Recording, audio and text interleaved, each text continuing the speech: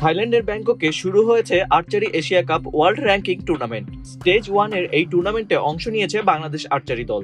মঙ্গলবার কোয়ালিফিকেশন রাউন্ডের খেলায় প্রতিদ্বন্দ্বিতা করেন বাংলাদেশের আর্চাররা।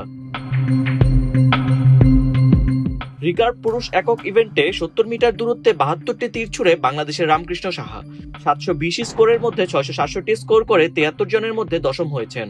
একই ইভেন্টে মিশাদ প্রধান 665 স্কোর করে 17তম, মোহাম্মদ সাগর ইসলাম 660 স্কোর করে 24তম এবং রাকিব মিয়া 654 স্কোর করে 33তম হয়েছেন।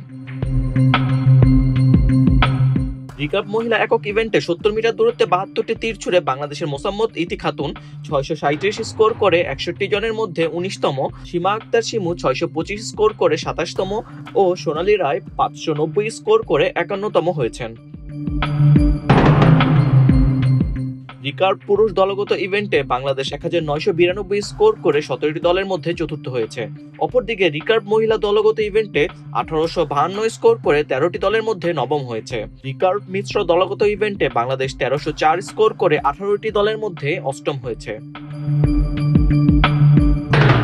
কম্পাউন্ড পুরুষ একক ইভেন্টে 50 মিটার দূরত্বে 72টি তীর ছুড়ে বাংলাদেশের হিমু বাছার 720 স্কোরের মধ্যে 696 স্কোর করে 54 জনের মধ্যে 19তম, মোহাম্মদ সোহেল রানা 693 স্কোর করে 26তম ও নেওয়াজ আহমেদ রাকিব 692 স্কোর করে 28তম হন। কম্পাউন্ড মহিলা ইভেন্টে 50 মিটার দূরত্বে 72টি তীর ছুড়ে বাংলাদেশের বন্যা আক্তার 720 স্কোরের মধ্যে 678 স্কোর করে 54 জনের মধ্যে 29তম, পুষ্পিতা জামান 657 স্কোর করে 40তম ও খুরশিদ জাহান 650 স্কোর করে 41তম হন।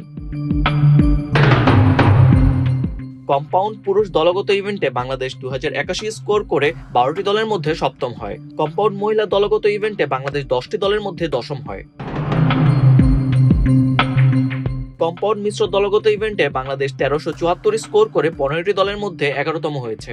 আগামীকাল থাইল্যান্ডের সময়ে সকাল 9:15 হতে রিকার্ভ ও কম্পাউন্ড ডিভিশনে পুরুষ ও মহিলা সেকশনে একক ও দলগত ইভেন্টে এলিমিনেশন রাউন্ডের খেলা অনুষ্ঠিত হবে।